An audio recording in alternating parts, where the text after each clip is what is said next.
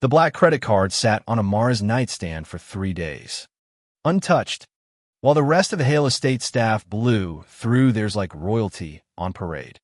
The butler flashed a Rolex. The chef ordered diamond-studded knives. And the chauffeur whispered into his phone about first-class tickets to Monaco. All the while, Amara kept her card in its envelope, tucked away, sending her own paycheck back home to her sick mother. From his study, Victor Hale watched everything. Every swipe appeared on his monitor in real time, like data in an experiment he designed. Unlimited money reveals the truth, he told himself, and the truth was greed. Yet one card stayed silent, Amara's, and that unsettled him more than $1 billion deal going south. When she finally did use it, Victor would discover something that shook the foundation of his own beliefs because Amara wasn't about to buy for herself. She was about to show him that real wealth had nothing to do with money. Before we dive back in, let me know in the comments where you're watching from today. And if stories like this one speak to you, hit subscribe so you don't miss what's next. The morning sun stretched across marble floors inside Victor's mansion, a palace of glass and steel that screamed power. At 53, Victor owned everything: jets, cars, properties across continents. The world knew him as a ruthless titan, a man who measured loyalty in dollars and tested everyone close to him with games only he understood. That day, his staff of 23 gathered in the main hall, tension buzzing under the vaulted ceiling. Victor strolled in, Italian suit sharp as a blade, and revealed a stack of black credit cards. No limits, he announced, handing them out one by one. Spend what you want. Consider a bonus. Just know this: I'll know who you really are by what you buy. Gasps. Whispers. Was it a gift? A trap? Everyone looked for clues in his expression, but his lips curled into that predator smile that wasn't really a smile at all. When he reached Amara, she froze. Late 20s, quiet eyes that carried more weight than words. Take it, Victor said. I don't think I should. I insist. Her fingers trembled as she accepted it, holding like a hot coal. By evening, Rolexes flashed, knives gleamed, plane tickets buzzed across inboxes. Amara's card sat untouched. She folded linens, ignoring the taunts of Gregory, the butler. What will you buy?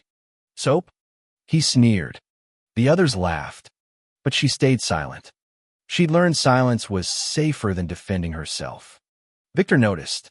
He always noticed. That night, Amara sat in her tiny room. The card glinted under moonlight. One swipe could solve everything: her overdue rent, her mother's medication, her brother Jerome's tuition. She thought of the final notice folded in her pocket, the text from Jerome about deferring his classes. She thought of her mother's weak voice saying not to worry. But Amara couldn't shake the truth. This wasn't her money. It wasn't earned, and it felt wrong. At dawn, she put on her uniform and began her day polishing silver, dusting mantles, pretending to blend into the walls. Gregory cornered her. You think you're better than us, he hissed. Too pure to want nice things? Don't fool yourself. In this house, if you don't play the game, you get played. She kept dusting, but his words lingered. At lunch, she called home. I'm fine, Mama, she lied, listening to her mother cough. I'll figure something out. But afterward, she sat staring at the card, knowing she couldn't delay forever. The next morning, she made her decision. She didn't head to the luxury district like the others. Instead, she rode the bus across town to a crumbling pharmacy where handwritten signs covered the windows. She placed the card on the counter. I'd like to pay for the prescriptions being held for people who couldn't afford them. The pharmacist blinked. That could be 12 accounts. Maybe more. Thousands of dollars. That's fine, she said. Just don't tell them who paid. From there, she went to the hospital, then a community center. In one day, she erased debts, stocked shelves, and filled classrooms. She spent over $70,000, none of it on herself. Back at the estate, the staff mocked her when they found out. Medical supplies? Gregory howled with laughter. You could have bought diamonds.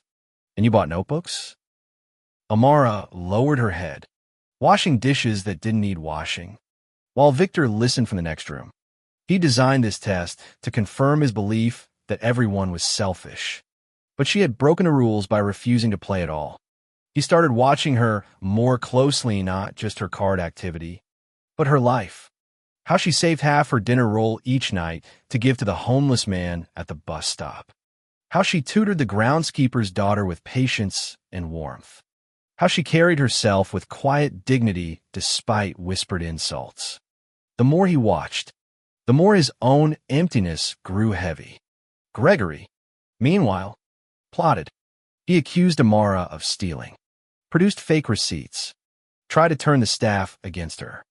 But when Victor revealed the truth that Gregory had siphoned off money himself, the butler was fired on the spot. And in that moment, Victor did something no one expected. He stood before the staff and announced a new beginning. The games were over. A foundation would be created, $100 million dedicated to medical debt, education, and communities. And at its helm, not an executive, not a board member, but Amara Johnson. You showed me, Victor said to her in front of everyone, that wealth isn't what you keep. It's what you give. She tried to refuse, but he wouldn't hear it. Months later, the Hale Foundation was thriving. Amara's family was safe. Her brother graduated. Her mother's health stable. The community center had new computers. Kids had supplies. Families had hope. And for the first time in decades, Victor Hale felt human again. One night, under a silver moon, he confessed the truth. Amara, I fell in love with you, not because you saved strangers, but because you saved me from myself. Her answer came not in words, but in a kiss. The billionaire's cynical test had ended as something else entirely. A love story. A story about second chances. And about how sometimes the poorest person in the room is the richest in heart. Now let me ask you, if you had unlimited money for just one day, would you fix your own struggles first? Or would you use it to help strangers who might need it even more? Drop your answer in the comments. Feel like if this story touched you. And don't forget to subscribe for more stories that remind us all of what really matters.